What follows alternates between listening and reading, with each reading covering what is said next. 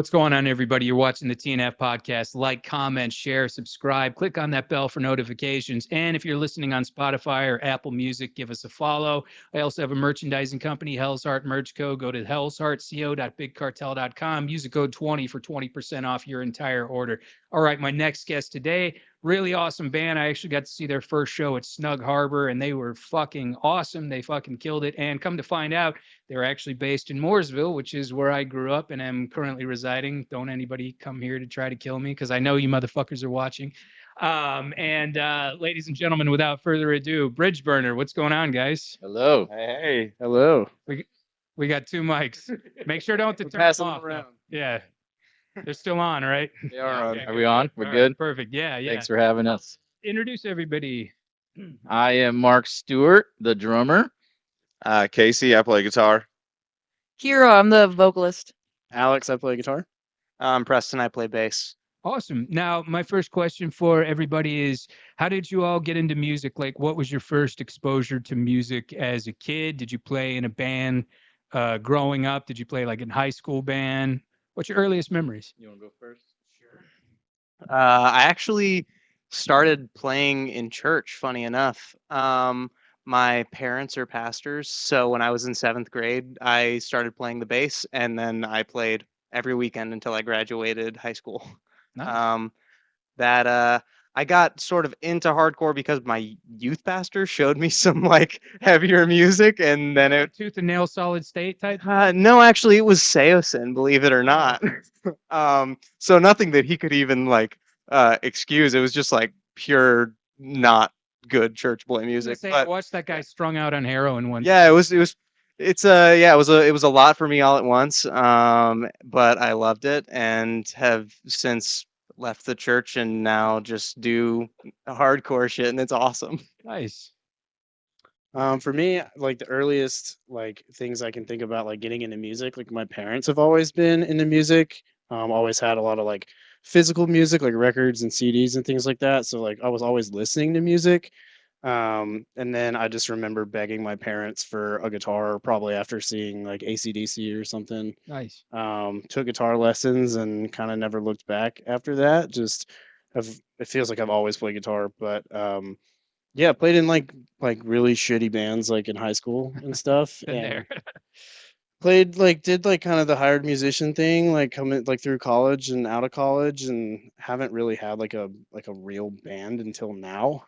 But like what kind of got me into hardcore was pretty much along the lines of Preston. Like it was a lot of like Christian metalcore at first, like August Burns Red, Devil Wears Prada, Under Oath, stuff like that. Nice. And I would say like for me, I'm probably like the newest into like actual hardcore. Um, I liked the more like kind of melodic stuff. To start with, and like bands like kind of like Comeback Kid and things like that kind of like bridged that gap. But now like obviously love hardcore and hardcore punk and things like that. So Andrew, unblock me on Instagram. I want you on this show, man.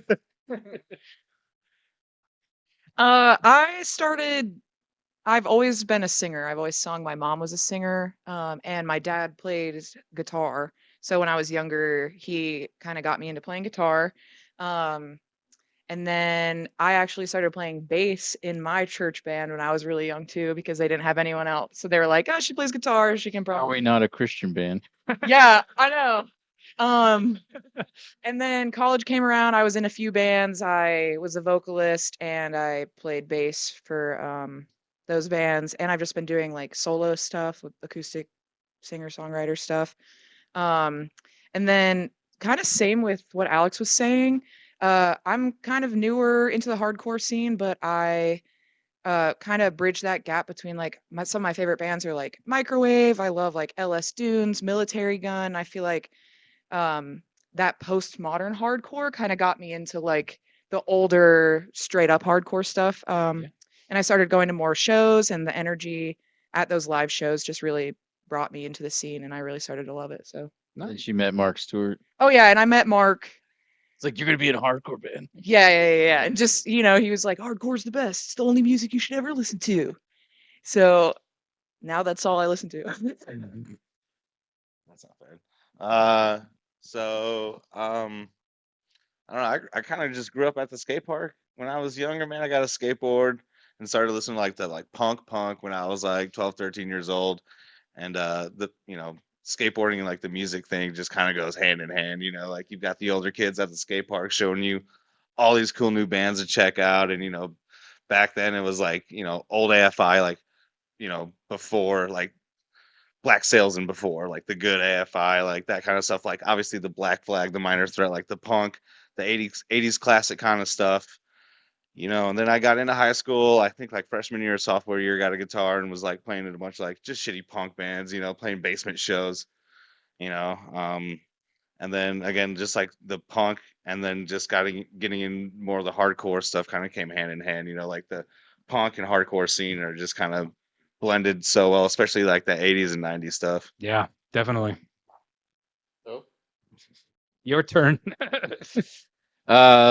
So I got a lot of background, but I'll try to sum it up faster. But my dad played guitar and sang in bands growing up. He was in college bands. Anyways, he got me my first guitar. I was like 13. Played guitar for years. Bands all through high school. And then somewhere along the line, I started playing drums also. And then when I was about 20, I got a drum set and was like, I'm going to be a drummer. So since then, it's been kind of both. I got into hardcore early on. Well, originally it was just whatever I could find, not knowing, like, whatever was heavy on the radio. But then I met a bunch of guys that were like straight edge guys, and they were in hardcore bands, but they took me to see Earth Crisis and all the victory bands back in the late 90s. But so you're saying you're the old man of the group. Yeah, I'm the old man. But so I got into it really early on, and then but through the years I played in a bunch of different bands, like hardcore, metal, less hardcore. I actually did also play at church. One of my first bands that did anything worthwhile was a Christian metal band called Chalice. We were on Take Hold Records. Oh yeah. That got bought out by Solid State. Yeah. So that we Chad that does Furnace Fest. Yep. He signed us. We went on tour with Under Oath when we were young, but it was fun. But then through the years, I got back into more like just normal hardcore bands, and then I haven't been. The last bands I did before this were more kind of like doom metal or whatever, like sludgy. But then when I moved here, I was trying to find people, and it's like I just want to do a hardcore band, straightforward. Then I met all these kids, and it just happened. Yeah, how did you guys meet? So I met, well, we worked together here at Friendship, and then Preston came in to get tattooed, and I talked to him, and I said, hey, let's play music. That was like October 2023. Yeah. I think. And then finally, but then Casey moved here in April, and then finally we all agreed, well, at least us three were like, hey, we want to do this band or something. And then we had another drummer that was going to play with us. We got together. He couldn't make it. So I jumped on drums just to kind of get it going. And then Kiera showed interest and was like, I want to do it. So we were like, yeah, come do it. So the four of us started going, and then Yeah, it was the afterthought. It's fine. Yeah. Well, the drummer didn't work out, so I said, okay, I'm just gonna play drums. Let's get another guitar player, and then Yeah. So none of them really knew Alex very well, but I had been getting tattooed by him a bunch and just hanging out a ton. And so I was like, you guys, I know this guy. He's cool. I promise it'll be chill. He'll come over for practice. If you hate him, we can kick him. Yeah, backstory. I tattoo in Charlotte. I don't work at this shop. Yeah. Yeah, I remember like tattooing Preston and being like, he was like, me and Mark are starting a hardcore band. And I'm like, well, if you don't have a guitar player, let me know. And he's like, maybe. And I was like, okay. Yeah. And then like, he was like, yeah, we started the band. And I was like, oh, I guess you didn't need a guitar player, huh? And then here we are. But yeah. Yeah, so I was supposed to originally play guitar, but then I hopped on the drums just to show everyone how I thought it should sound, like the song I wrote. But then now he came in, he writes more than I do, and I still help out. But where were we going with that? Yeah. But I'm glad that we got him because he's a very good guitar player, and It was he all writes very a lot. And he also can tell you, but he plays in another band too. That's more It's more metalcore. metalcore. Yeah. Okay. All right. But it happened all like very organically, I would say. Like we just started it for fun, basically. And Yeah, and since we all knew each other mostly we all were friends and it was easy to get going. Because I always say that too. Like I want to be in a, I want to play music with my friends, not like I was in some bands where it was you only saw them at practice and you only Yeah. like it was all band stuff and it was drama and it wasn't. I never saw them out like we were less friendly after the fact, Yeah. been there. and that just doesn't work. No. And like we all are having fun and The funny thing is, I was in a band with Alex before I even met him technically in person, because we met at Preston is also in another band, and we met, and I was like, I think we're in a band together. Wait, so wait, it met 50 and you were playing before you had actually met? No, so we had decided so we had met without Alex at one point, and then Preston was like, "Hey, this dude, he's gonna come play with us," and I was like, "Sick." yeah, So, we like, all he's like in the band now, I guess. And then I went to one of Preston's shows, and he was there, and I had been following him because we're both tattooers, but I hadn't actually met him in person yet. I Oh, was like, "Hey, I'm Kiera. We are in a new band together." yeah. I met him one time when he came in here to get a tattoo from Lily, and nice guy, but I didn't really know him either. And then same thing, because he said, "Oh, he really wants to do it," and we all were just kind of like, "Yeah, I'm sure it's gonna be good." Like you vouch for him, so yeah. But we kind of met him more after the fact. Like, I'm yeah, glad. you're in our band now. Like, I'm glad I didn't suck. That would have been like really yeah, I don't know, but hyping me up. it worked out. well, if I can actually relate to that, in that I'm in a band that's based out in New York, and I've never met any of the guys. Yeah. And I'm gonna go record with them in March. I mean, I've met them like virtually and stuff, Right. and communicated with them quite a bit. But it's one of those, geographical kind of obstructions because we're all in different states and whatnot. But cool. No, that's awesome. And like I said, I saw you guys' first show at Snug Harbor and was fucking blown away. I was like, holy shit! And like whenever they were telling me it was your first show, and you were mentioning that you guys have been practicing for quite some time up to that Right. point, and that seems to be more kind of advantageous for newer bands, like when you want to make like a big splash. Right.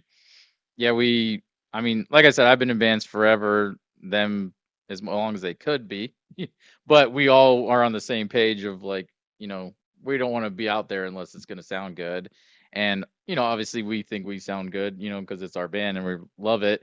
But when we had our friends, a lot of our friends came out and they were like, "Oh, it was awesome." And it's your friends. And you go, "Cool, thanks." You don't know what they really think. But then we had other people that were new, random people that were like, "Whoa, that was amazing. That was your first show." Yeah. And you go, "Okay, cool. That paid off." Like we thought it sounded good.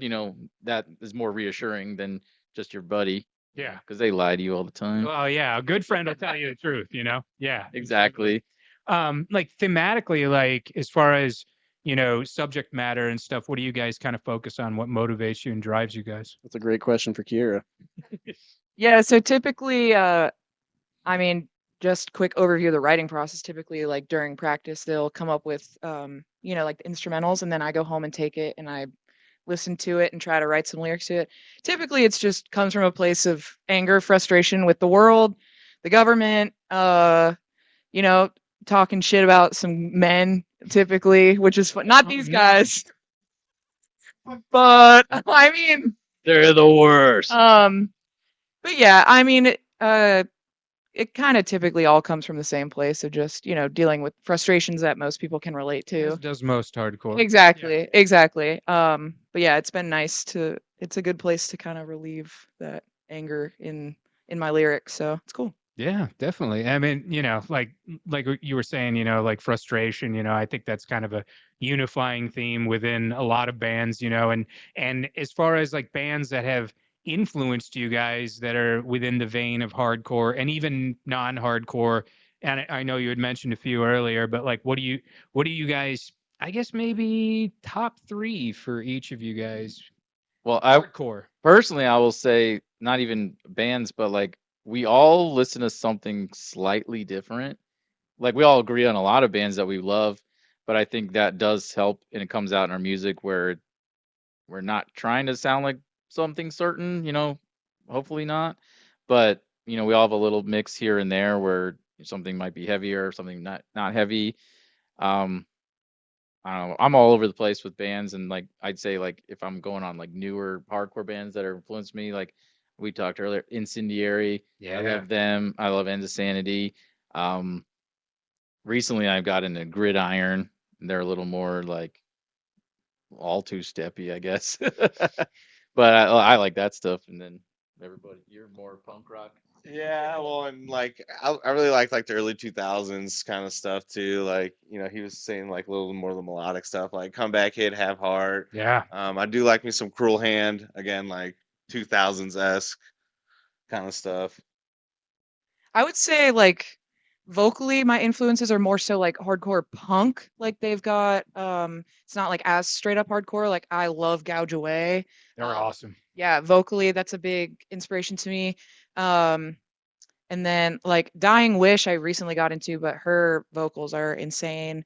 And then uh Mind Force. I love Mind Force because his vocals are like tough, but they're like kind of light. You know what I mean? Yeah, yeah. So I'd say those three are probably like my top three influences. They're like a way heavier turnstile. Yeah, for me, like I said, I'm with Casey, like more on the melodic side of things. I think probably Defeater's my favorite hardcore band. Okay. They were probably the first like hardcore band I saw. Like they were on like a metalcore tour, and I was like, all right, that's sick. But yeah, probably Comeback Kid. Newer stuff like Dying Wish, like she was saying. Mark got me into Incendiary, things like that. I'm terrible with band names and things, but yeah. My answer changes seasonally. Like as of right now, the bands that come to mind that I've been like listening to a ton, and I feel like I want to try and emulate or draw inspiration from. I love Delta Hate a lot. We almost played a show with them, and I was the reason that we couldn't, and I feel so bad now. What happened? I just, man, it was a real bad week, man. Yeah, They just someone dropped from a bill that was happening that night in Greenville. Oh. So it would have been like an hour and a half and it was already like 4 p.m. Oh god. And so we would have had to like all get together. Alex and is still working. Yeah. Yeah, and it was with Delta Hate and Reviler.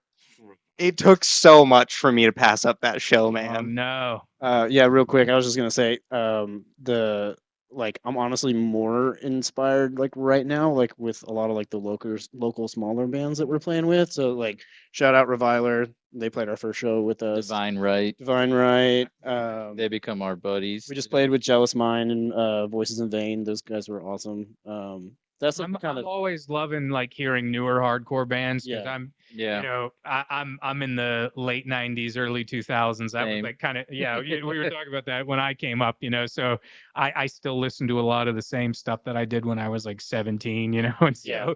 but you just get in this like groove where you're just like, oh, this is cool, and it really takes a lot for me to like, people are like, I'll listen to this band. I'm like, oh yeah, I'll put it in the queue, and then I'll be like, I'll listen to it eventually, but Yeah. and then sometimes I just never do, and then when I do, I'm like, fuck, I've been missing out, Yeah. like so. Well, I like that. Everyone's younger than me, but I love it because they're listening to more stuff than I know. Yeah. And then I'd say 9 out of 10 bands at a time that people tell me, I go, oh, I love this. And I'm like, sorry, I didn't listen to this, And then real quick back to, we're a female fronted band, and I was in a high school band with a female fronted, and then we had a girl sing, like guy and girl singer in another band. I've always liked that stuff, and now there's a lot of hardcore bands or whatever that are female, and I always liked them before, and now there's a whole lot that I think are really awesome. Like I love Scowl, and they're getting a little poppier with their music, but I like that too. And then there's a band I just found out from Florida called Days Spent, and they're female fronted, and I really like their stuff a lot. So Yeah, like even before we started this band, I like was talking with one of my friends, and I was like, I don't know what it is, but for some reason, it's so easy for me to get into hardcore bands when they're female fronted. Like, I like looked through my recently played, and it was all just like female fronted hardcore bands. Like for me, Dying Wish is a huge one as well. Delta Hate also female fronted. Jive Bomb is a personal favorite for me. Gel, Scowl, those guys. Like, Yeah. And when we started it, we didn't have that in mind necessarily, but I was not upset when we landed Yeah. there, though. I was so hyped. I was trying to actually start, like back in the day, started just a, I don't know, indie rock band with a girl singer, and just no one I knew was doing anything. And but when we started this and Kiera showed interest, I was like, oh, that'd be cool. Like I think it'd be cool to have a girl, female fronted. and it worked out. So And you and I were talking about they're not hardcore, but Spirit Box earlier. Right. Like I showed that to one of my buddies, and I was like, "This is a girl singer." He's like, "Get the fuck out of here!" Yeah. I was like, "Yep." Like they fucking kill. You know? we were talking about that the other day. Me and Kiera, just different vocal styles of females, and Arch Enemy. I used to listen to them before they had the girl, and it was super metal. And Yeah. then when she came in, I didn't even know. I was like, "Whoa, her vocals are better than his." Yeah. And I was like, "This is really cool." Like, What do you think about the new Arch Enemy? Because it's another female again. Did Angela, and then who's the new one? Alyssa. I haven't kept up with it. I've only heard little blurbs, but That Anthems of Rebellion is a fucking awesome album. Yeah, definitely. Now, as far as like challenges that you guys face, like what do you think those are? Like being in a band, like living in Charlotte. It's like 45 minutes plus to get here. Shit. well, we practice at my house because Yeah. I have like the most room. We have like a whole third floor where Yeah, it's like, that is definitely not the challenge. It's sick that we have a practice space for sure. yeah. But usually I'm coming. Kiera lives in Charlotte too, but she's already up here tattooing. Yeah. But like I'm leaving like at 5 or 6 o'clock, like Charlotte traffic, Whoa, up 77, dude. trying to get here. So usually band practice is at like 6:30, and I'm like getting there at like 7:05. I also live that far away. I just leave early. Some of us have to We have work. Preston. nicknamed him Alexander the Late. I heard y'all saying that. I was like, oh shit. He literally named me that last practice. It's not. I was like, It's not a thing. 2 days ago. Pretty clever. Nah, he works for like we get it. But yeah, we're all like three of them live in Charlotte, but me and Casey are here, and then Preston's usually around here too, but she works here too, so it's easier for us. Yeah. But I'm the only one with like I guess an actual house to practice in. We live outside. Yeah. A practice space where we can't get yelled at. Sure. Yeah, definitely. Funny thing is though, I met my neighbors one day that I was like, "Hey guys, sorry, like we're loud," and he's like, "They two dudes, the neighbor guys across, they're both like, no, we love it, we love hardcore," and I'm like, "You do?" And they're like, "Yeah, keep going," and I'm like, "All right, cool, we're practicing on Tuesday." Dude, I remember it was like my third band ever. We used to practice in a storage unit, and these guys drove by when we were playing, and black guys in this car or whatever, and like they stopped and like we were in there playing, and they were just fucking jamming, man. They're like, yeah. We were like fucking awesome, So, now you guys just did a new recording. Yep. Talk about that a little bit. That was fun. That was super fun.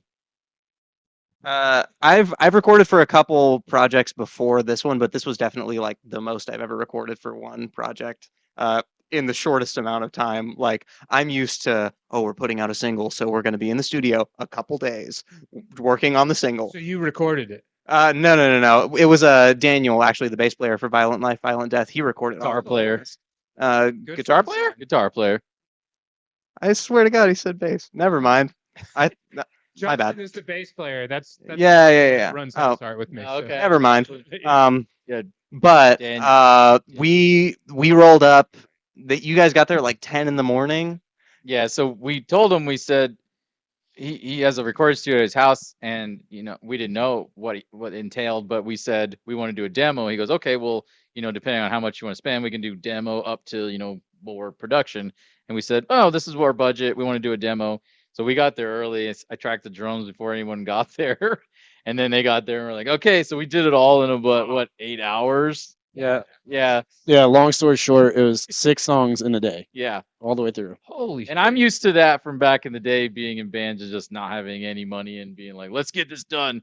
So luckily we did have some band funds that we could do it, but we still wanted to keep it on a budget for now and then until we record more later on. But overall, I personally think it came out really well, really good. Yeah, it was interesting because the only time, I'm never really, none of us are really hearing my vocals during band practice. And then even like on stage, it's a very different feel. And then when we recorded them in studio, it was like a different vibe that we kind of had to get adjusted to. Like the vocals are so in the front now. Sure. So it was interesting. It was like, we kind of sound different than we thought we did, but we liked it. I mean, it was cool. I feel like it's very genre bending is the Yeah. new term I like to use. But yeah, we're really happy with it. I think it was a lot of fun to record. Yeah, the other thing was like most of like the us tracking the instruments was kind of like one take all the way through the song. I'm very used to like, all right, play the verse. Oh, that sucked, do it again. And then like, all right, you finally get one, and then all right, move on to the next part of the song. And it just takes forever. Right. But like most of the guitar tracks, especially on the EP, are one time through all the way through. And then he's like, all right, do it again for the other side, and we'll quad track it or whatever. And Wow. so I mean, we knocked it out pretty quick, but they're also not like bad takes either. It was like pretty awesome. I mean, we pretty much like when we started writing, we had the goal of just like, let's play a show. So when we got to the point where we were trying to record an EP, we were just like, what if we just did the set? And so that's exactly what we did, and why we were able to do it like so quickly, because it was so rehearsed already and it was fresh in our minds, and we just like went for it. That's awesome. Yeah, the only thing faster would have been like us like live tracking it pretty much. Yeah. But we basically did that almost. Like it was so fast. Isolated live. Yeah. I did not use a click. No click. Yeah. Wow. We tried our But I think it sounds pretty good. And Preston's friend said I was a solid drummer, and I'll take that. I had never used a click track until I went. And it's funny you mentioned Violent Life. Justin also records, and I actually went to the studio he was recording at, and we did like a little 3-song demo for one of the bands that I was in, and I'd never recorded with a metronome, click track, or anything like that, and I actually really liked it. I was like, holy shit, this like really keeps me like honed in, but that's impressive. Well, Knocked Loose, their first records they didn't record to a click track, if I'm not being mistaken. Yeah, and that sounds good. And If they're watching. somebody I watched the video or something, but just because of like how much the songs like change tempo and go different places, it's like ours we go from pretty fast to even faster. So like it would have been tough to record at the click anyway, I feel like. So metronomes though, Yeah. But Metallica does not play to a click track, Well, and they're millionaires. that's for a different reason. I think you drum a little better than Lars, man. Give yourself some credit, dude. To speak of Knocked Loose, what did you guys think about their appearance on Jimmy Kimmel? Because like there was a lot of people that were like talking shit about it on the internet, and I was like, I personally thought it was pretty fucking cool. And I'm not like a huge like Knocked Loose fan or anything, but I was like, well, shit, there's so many people that could be like, that would want to do that as a goal, and then they get to do it, and then it's like a fucking bucket list thing, I think a lot of people immediately say sell out or whatever, but I think it's cool when music, that not as popular maybe gets there, It doesn't mean they're gonna be crazy huge and, all sell out, but I think it's good, Yeah. It paves the way for other bands, and I think it's, on one hand, it's crazy. You're like, oh wow, they're on Jimmy Kimmel. I can't believe that. But then you're like, oh cool, they're on Jimmy Kimmel, and I know they had a lot of hate mail too. People saying, why is that on the TV? But Oh, well, it was from people that didn't even listen. yeah, they didn't know who they were, which is crazy, and that's never going to change. But I just think it's also sick because like there's so many kids like staying up late at night watching that shit, Yeah. and now they're like, whoa, I want to do that. Yep. I feel like there's more exposure now for like hardcore, and I feel like more like younger people are gonna start getting into it again, which is cool. And also, I loved seeing Poppy. She's badass, so that was Yeah, sick. well, and also that just means like somebody at that TV show Was is into it. is into good music like enough to be like, hey, dude, we should get these guys on something. That's cool in and of itself. Yeah. real quick, what Kiera said, like when I was 14, I watched Nirvana play on Saturday Night Live, and I was like, what is this? And I was like, I'm in a band. I got to be in a band. Like I played guitar, but I was like, I'm doing this, whatever this is. Yeah. That was new, Yeah, I was gonna say Only when I was 29. a kid, I stayed up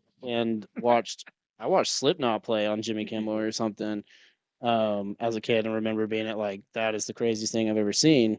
So I like when Knocked Loose was playing and people were hating it, I was like, I don't really get it, because like it's not the first time a heavy band's been on TV. Like I don't get the issue, but obviously different styles of music. But yeah, it was pretty tight. I was pretty happy for him. It's pretty cool.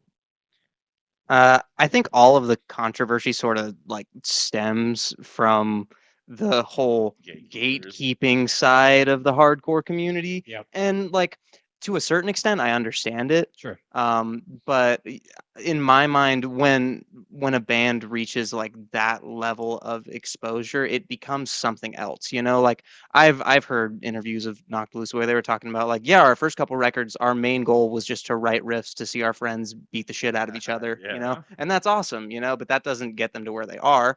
And they were like, yeah, we sort of have changed directions from being like a crazy beatdown band to like just trying to make people physically uncomfortable when they watch our set, you know? Yeah. And no matter what, like even if they did sell out, you know, there was a pig squeal on national television. That's fucking awesome.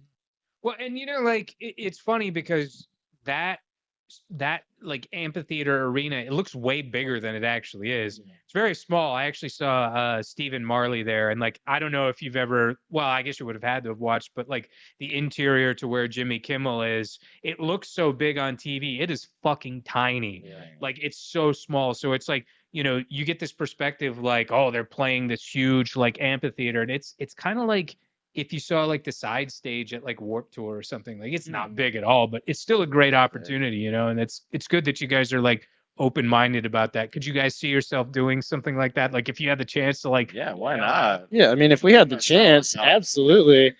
I didn't sell out. I bought in. Okay, cash in rather? SLC Punk. the question of would we sell out is very different than would we play on Jimmy Kimmel. To me, I think selling out would be like, would you Your sound? yeah, changing our sound or like putting like branded material on the back of like a Vineyard Vines shirt or something that we're like very like, no, fuck that shit. Or how Thursday did Yeah. whoopee cushions. Well, Yeah, that wasn't what their the thing. hell? But like, would we play for something big? Should we get the opportunity? Hell yeah. Why not? Everybody would love to, right? Yeah, it'd be sick. But like, no, I don't want to just like sign away our creative freedom to whatever the fuck. That's good. And I think I speak for all of us too. Like we all have like, well, I'll say real jobs, where we're like, we're not trying to go on tour and be a, make it big, but we all have a little bit of freedom to where we can go do stuff. We're going to do like a little mini tour in Florida. But if a band was like, hey, you want to come play a couple weeks on tour, I think we could do or try to do it. Yeah. And it'd be really cool. And I know me personally, like I've been doing it such a long time that obviously I gave up trying to be like, that was where I made money, but I still would love to do it. And in whatever form that comes, you know what I mean? Yeah. And same thing, like if there was an opportunity to play a big event, it'd be like, oh, cool, yeah, we'd do that. Yeah, yeah. And I do think also our style of music is like she said, more genre bending. Like we are hardcore, but we're not crazy hardcore. So where like we can play with heavier bands and we can play with some less heavy bands and kind of fit in there, And we didn't really try to do that either. I think it just kind of happened.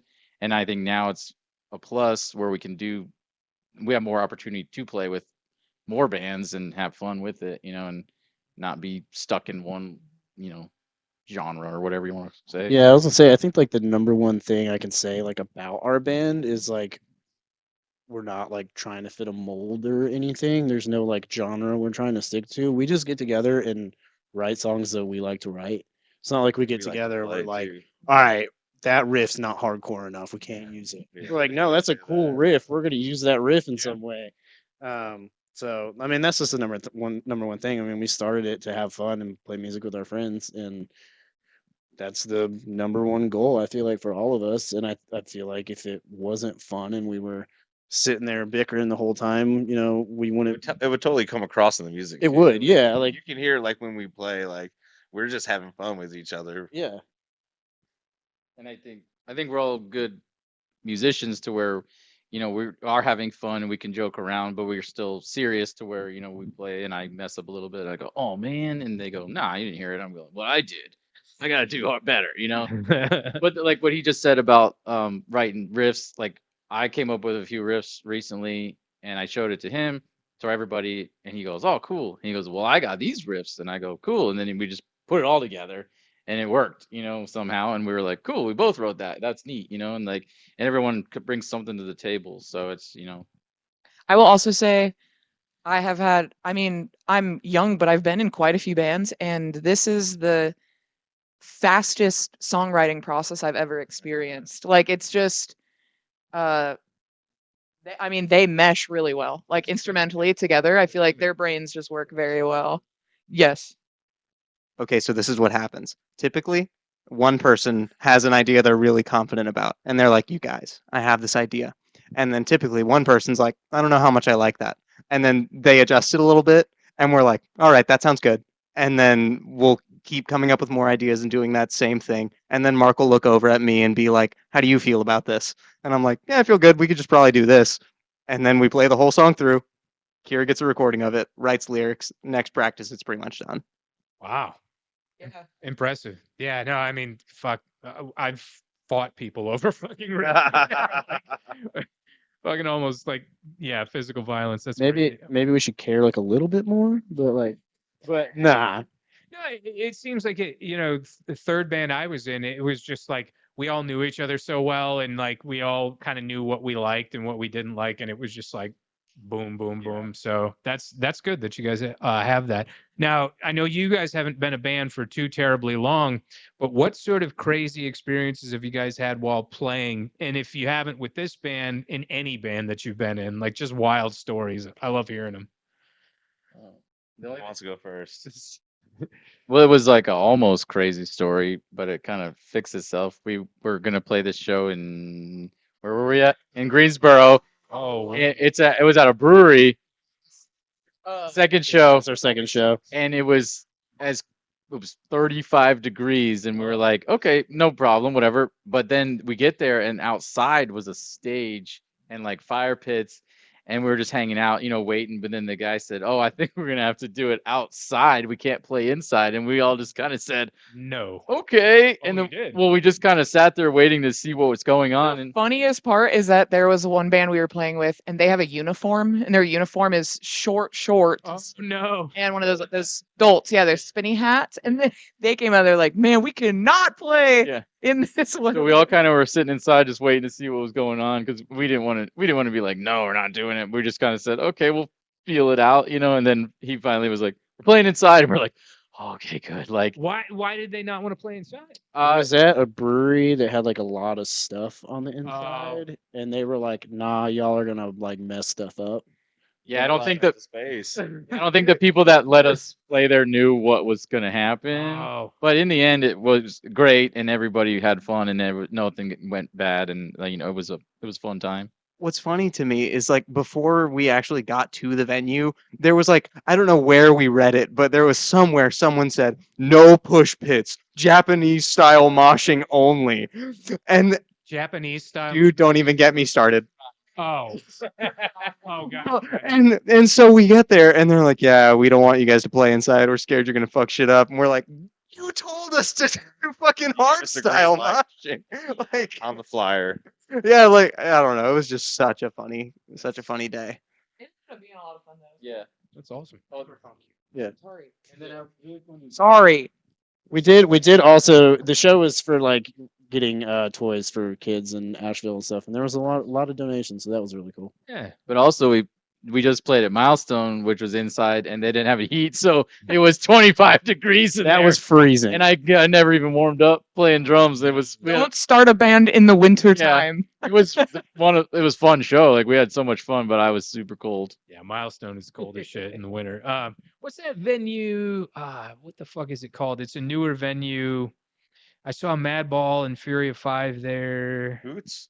No. the rabbit Rabbit hole. Rabbit Hole. We were there. They I was they don't Controlled. they don't book Well, heavy I shows think it's anymore. roll. It was air conditioned. I was was like, at that "Fuck, this is amazing." Yeah. Yeah, they don't book heavy shows anymore. Because of that? So my friend Mike that does Strange World booking, they used to do like a lot of shows there, and he was like, "Yeah, they won't do anything anymore." That show was like really well attended. Yeah, Enza Sandy played that one, and Mike's band played. Yeah.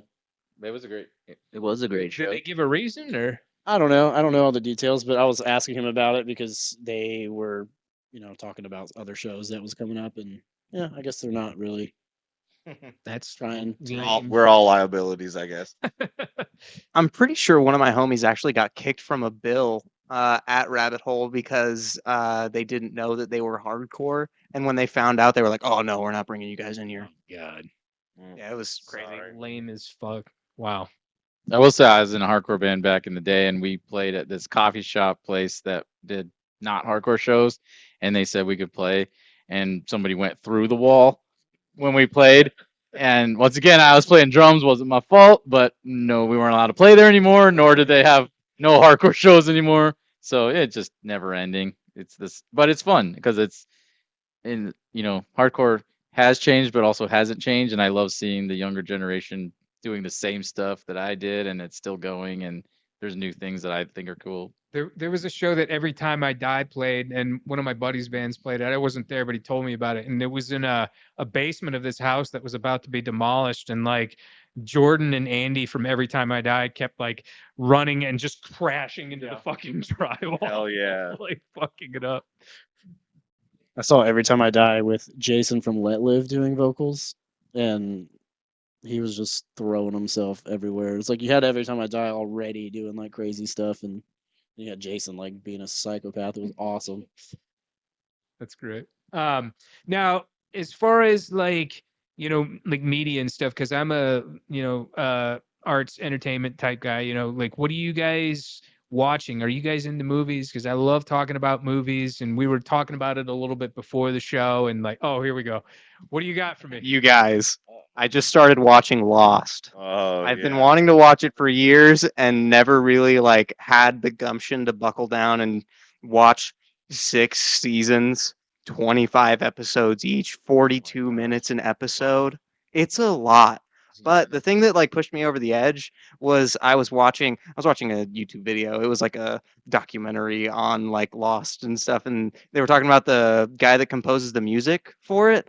And apparently it's the same dude that did Up and Ratatouille and like a bunch of the Disney movies, but like it is now watching it and like seeing how it actually applies, it completely changes the way you experience the show. Yeah.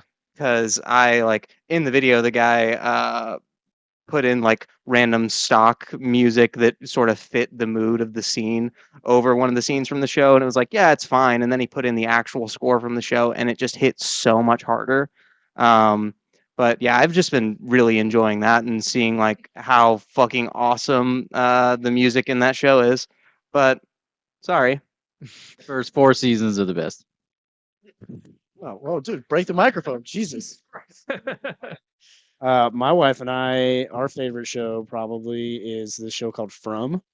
Oh yeah, I heard It's about on. that. German show. It's US, but it's on like Apple TV, but you have to have MGM to watch it. Is that kind of the a one where they pain. go to the town? They're in a town. Everybody gets stuck in this town and they can't escape. Yeah. And they don't know why they're there or how they got there really. And at night these like creatures come out. So if you like spooky like thriller stuff, that's a good one.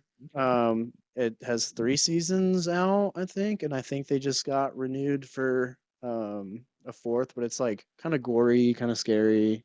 And if that's not your vibe, we also love Shrinking. No, I love gory and scary. Yeah, Shrinking. It's the Jason Segel and Harrison Ford as Shrinks. Oh, yeah. That's Dude, pretty if you want funny, that's Is a that about great one. George in the pool? No, I hate you. I quit. George in the pool. I'm not. That's from Seinfeld. It's cold. No, it's about them being shrinks and their lives are falling apart. That was good. Not like Honey, I Shrunk the Kid. No. What was that movie? Downsizing? Did you guys see that one? Oh. You think it would be all about them shrinking, and then it becomes like this social commentary. It sucks. It was a Wahlberg in that movie, I'm pretty sure, wasn't it? No, it's Matt Damon. Matt Damon. Yeah. Same people. Same people. The way that they marketed it, they made it look like it was going to be, like Honey, I Shrunk the Kids or something like Really? they're just living in this small world. And then you kind of just forget that they're in it. Like there's no challenges of them being small, like after the first 20 minutes, Yeah, it was dumb. Wow. Go ahead, Kiera. I have a pretty short attention span, so I'm not a big movie watcher. So is this a struggle for you? Yeah, I watch a lot of YouTube shorts. I'm just kidding. Nice. But no, actually, what I do watch a lot of is social experiments on YouTube. There's this one channel. There's two channels. There's one called Cut, and there's one called Jubilee. Oh, Jubilee, yeah. Yeah, and some of them are just like there's one show that I watch called oh, I don't remember. But basically they take people they take very controversial topics Yeah. and they bring people from both the extreme of both sides and they just I've seen one with argue it out. Conservative blacks versus liberal whites. Yeah, like I watch that kind of stuff all the time, and I feel like some of it's rage bait, like they purposely get the most uneducated people. But I'm a big fan of that, and also The Bachelor. That's such a dichotomy right there. Can I say one thing about the Jubilee videos? My favorite one that I've ever seen is they were like, we put 6 gay men in a box together and told them to pick out the straight man. And then at the end of the video, spoiler, if you want to go watch it after this, but skip this part. They're all straight at the end. And they were all pretending to be gay the whole time. And it was so funny. What? That's great. That does sound wild. That's hilarious. I don't know. I like movies. I like my favorite movie is Big Trouble in Little China. I love it. Hell I love yeah. all those old Carpenter movies. man. Yeah, they're the best. I watch a lot of skate videos. I don't know. I'm Kill Tony. South Park. I don't know. Joe Bando, my buddy, was on Kill Tony. Oh hell yeah. Yeah. Yeah, I don't know. Again, with just like her, my attention span isn't really there. So I'll put on something that has background noise and like dick around on the do that a lot guitar or now do something too. else. Yeah. As I get older, I don't have as much of an attention span as I used to. Sucks. Same. I watch a lot of YouTube shorts and weird videos and music things lately, but I have a 13-year-old daughter, so me and her are watching One Tree Hill Oh right now. yes, dude, a classic. I watched most of it when I was younger. Now we're watching it together, and then me and my wife are watching Twin Peaks again. Oh hell yeah. I like it. She never saw it. She's not the biggest fan. It's a little weird, but we're watching that. But generally, I watch a lot of like true crime or documentaries and stuff like that. That's kind of where I'm at. Did you like Twin Peaks: The Return? No, I didn't either. I watched a couple episodes. I couldn't get into it, and my mom watched it. She said there's a book that connects like the second season to that. So I bought it, but I just don't like reading, so I did not read it. I So was about to ask you. just what you like never- reading. I don't read anything, and that's it for that. I hated the fact that like Dale Cooper, the real Dale Cooper, doesn't even come back till like the last episode. I was like, fuck this. Yeah, it Like, was this is so it was disappointing. beyond my level of weirdness. Yeah. I just couldn't do It was it. like a culmination of like all of his entire life's work into like that. It was definitely weird, man. It was weird. And books I read, I don't read books. If I'm reading anything, it's probably like the Thrasher magazine at the skate shop. Nice. I don't know. Hey, have you ever Yeah. seen the Mike Vallely fight? Oh, a classic, yeah, I dude. never saw that until I didn't even know. 4-on-1. Oh, the classic CKY stuff. Dude, Yeah. I watched that and I was like, holy fucking shit. Like I didn't, and like I don't really like Black Flag with Mike Vallely, but then like I think I Have you like seen it? Black Flag with Mike Vallely. Well, dude, have you seen? There's like a bunch of videos of him like this last run that they did. Like kids are on stage trying to stage dive, and he's like pissed off about it, dude. It's like your whole career is built on this, man. Like, Yeah, true. fucking, oh god, Yeah, get over it, man. Yeah, yeah. I don't know. Us Ki- old Kiera dads are reads, trying to right? be responsible. Yeah, I got into this phase of reading and then I got out of that phase. But Mark's my friend Mandy, who also happens to be Mark's wife, but more so my friend, gave me a book. The lead singer, or it's her project, Japanese Breakfast. I can't remember her name, but she gave me a book and it's kind of like her story of like starting that project. I have read 4 pages. Oh my, at least you're honest. I've got to be the number one guy that buys a book with intentions to read it and doesn't. Oh, dude, I got a whole bookshelf of them. Yeah. Like I think the last thing I bought was a book from Mike Aranica, the singer from Devil Wears Prada, and like I set it on my like tattoo station so I would like read it, and it's just like on the shelf, never touched it. So Well, you guys, big surprise over here.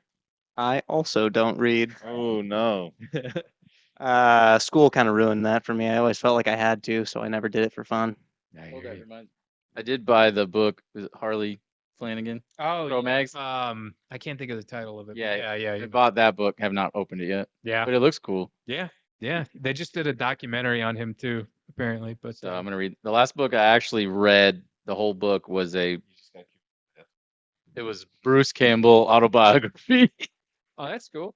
I have 3 of his books. I read 2 of them. Yeah, he's great. It was fun. I also just had a friend gift me the Kurt Cobain biography, Nice. so I'm gonna read that. The last book that Soon. Preston told me he read was the Bible.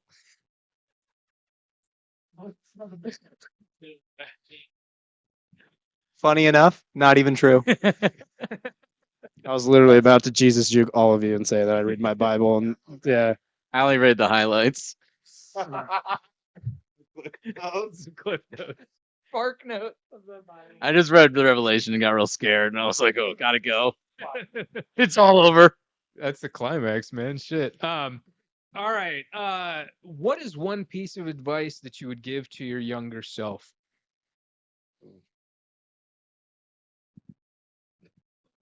Simpson's only 21, so he Time for like yourself, maybe. 22. Okay. Even 5-year-old you or what? I mean, like, I would just tell myself not to be so hard on myself or wonder what's wrong with me. Just because you're different from the people around you doesn't mean that you're wrong. It just means you don't know people that are like you yet. It's true. give me a hug. I love you. Aw.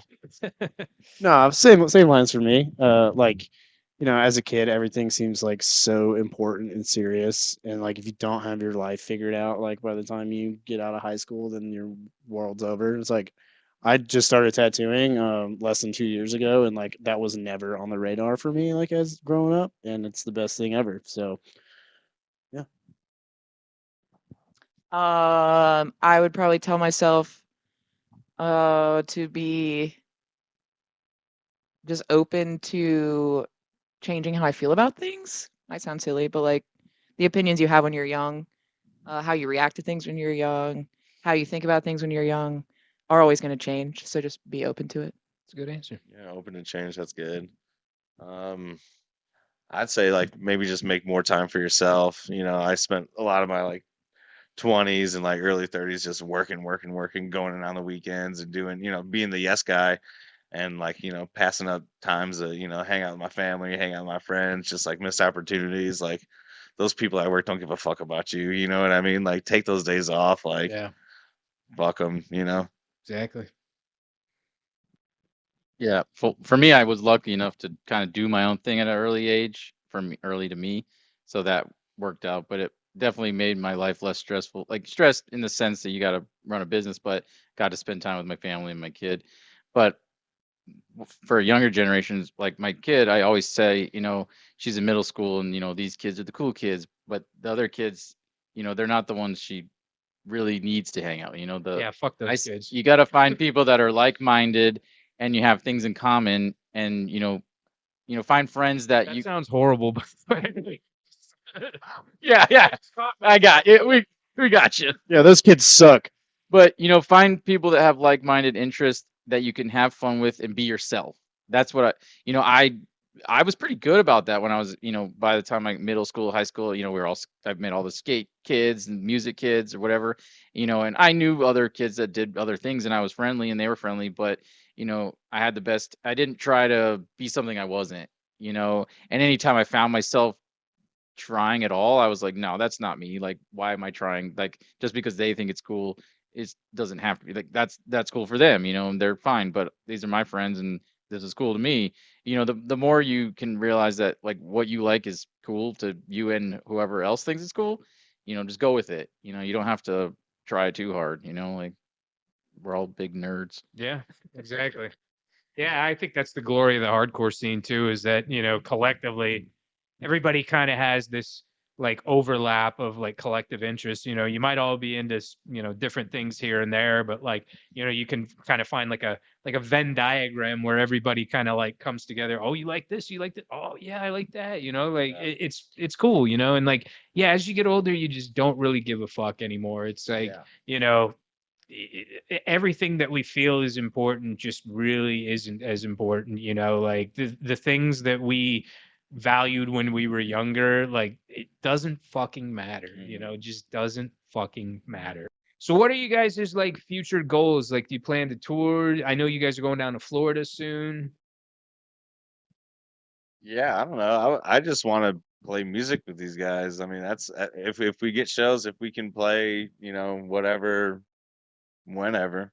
I mean, I think it'd be cool if we could play like the Underground or Fillmore eventually, but Yeah, I mean, I think the way I think about it, you tend to get upset about things only when your expectations aren't met. So if you don't really set crazy expectations, you're not really gonna get too upset. So the only thing that we really want to do is like play music, have fun, and make friends. And we've already been doing that, and we're just gonna keep doing that. So wherever that takes us. Yeah, well, like earlier we said, you know, we're all like have our lives pretty going good. So like being in a band is a second thing, but if something more happens with it, I think we'd all love to do it. But yeah, we're doing a little Florida tour, 3 dates down there in a few weeks.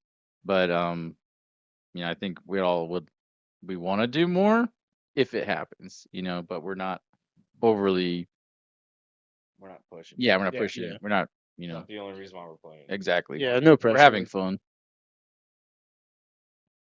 I think what we're really good at is setting like small goals for ourselves. Like when we first started playing, we had no expectations. We were like, let's just get together. Then we set the goal of like, okay, let's practice every week. We met that goal. Let's set the goal of like, let's try to write 2 songs by our next show. Met that goal. Let's try to record an EP by this time. Let's try to do like a 3-day tour. So like we do, you know, if we just keep meeting these small goals we set for ourselves, eventually we'll reach a place that we Bigger feel like, ones. yeah. Yeah. So yeah, I totally agree with Preston. We don't have like super high expectations, but we still set expectations for ourselves and we typically meet them. So That's great. yeah, it's been going really well. Yeah. Yeah, it's very realistic. Yeah. Yeah. Yeah. Yeah, definitely.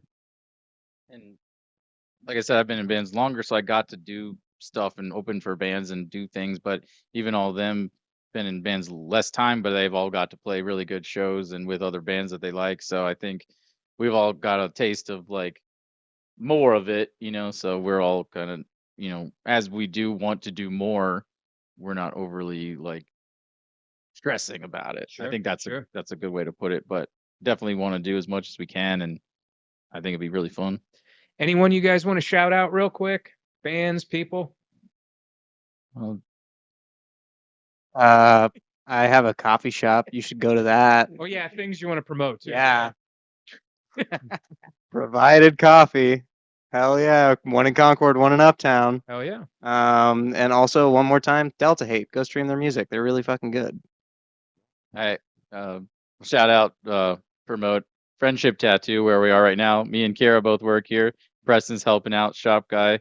And then I have another shop in Florida, Forever Tattoo. If you ever are down there, whoever's watching this. And then I'd like to thank my wife and my child for supporting me and all that I do. Love you guys. I'll plug my tattoo account since I don't work here. It's Alex Thornton Tattoo on Instagram. Like Mark said earlier, I'm in another band. It's called Ghost Choir. At Ghost Choir Official on Instagram. We just played our first show a couple weeks ago at the Milestone. It was a lot of fun. Shout out to my wife who's over there hanging out. Love her. Yeah, Ghost Choir does have an EP on Spotify. It's called Dead Kings. Yeah, thank you. I would just like to shout out like the local scene. I'd like to shout out you for like coming and thanks, doing man. this. Appreciate you guys. I don't know, like the local venues, Milestone, Snug, like, and again, just like all the amazing bands and like just the Carolina Collective, North and South Carolina, just like making it so fun. Like this is just amazing being able to play music with your friends and like get together and meet a bunch of new people, you know, and just fucking rock it, dude. Yeah. Yeah, I know we're short on time, but I only moved here not even 2 years ago, and I thought it'd be hard to play in the scene and thought it'd be crazy big and too much going on. But we got going quick and met so many bands, and everyone's been so welcoming and Yeah, it's great. been easy to get in and have fun, and I love it. Yeah, and there's this new account on Instagram. I think it's like just North Carolina XHC or something like that. It's run by I think a few guys in the scene. And they are like, they just posted the other day, like if you're trying to start a band, like hit us up. We'll help you if you need someone Like to. band networking. Yeah, like cool. yeah, and I just think that's really really sick. I feel like for Charlotte, I mean, the scene is growing and people are really supportive, and like there isn't any gatekeeping. Like everyone's super open to playing with all these different people. So yeah, just shout out to those guys. I don't know exactly who you are, but whoever posted that is sick. And Along the same lines, shout out to like Jake at Welcome to the Family. For sure. And like we shout out Mike from Strange World, earlier, Tuna, Ricky. Love that guy. He takes photos of literally any show ever. I don't know. He'll be in 3 places at once. He's crazy. Wow. And Blue Rose booking. They're more in Winston and Greensboro. We're doing a show with them. Look, man, there's Yeah. there's a lot to be thankful for, man. Yeah. We just at the end of the day, we like being a part of everything and we're grateful to be in it. So, Oh yeah, thanks. great attitude.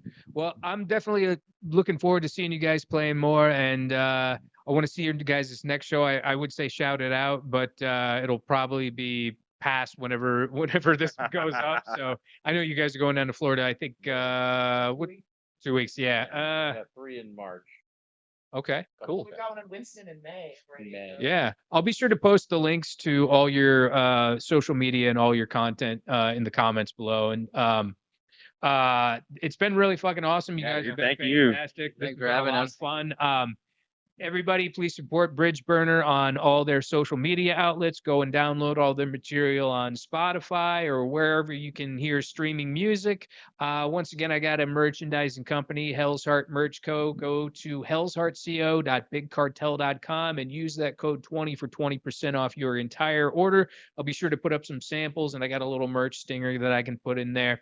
And everybody, please like, comment, share, subscribe, click on that bell for notifications, and give us a follow on Spotify and on Apple Music. Again, BridgeBurner, you guys have been fucking awesome. Thank you. Namaste. God bless. Be good.